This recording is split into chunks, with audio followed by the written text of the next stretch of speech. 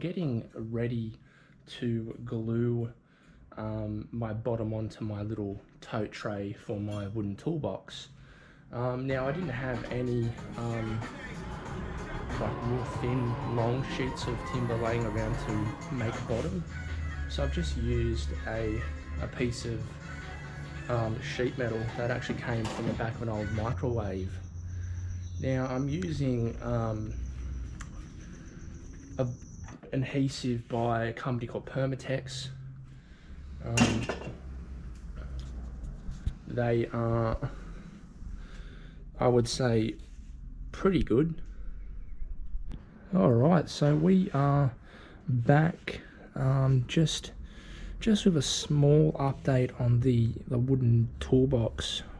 So this top section here, I've actually drilled a few holes, and I've actually just, with some black adhesive silicone, the same silicone that I used to actually glue the sheet metal on, I've used to glue the timber to the sheet metal, just to, if I flip this up, just to seal that gap.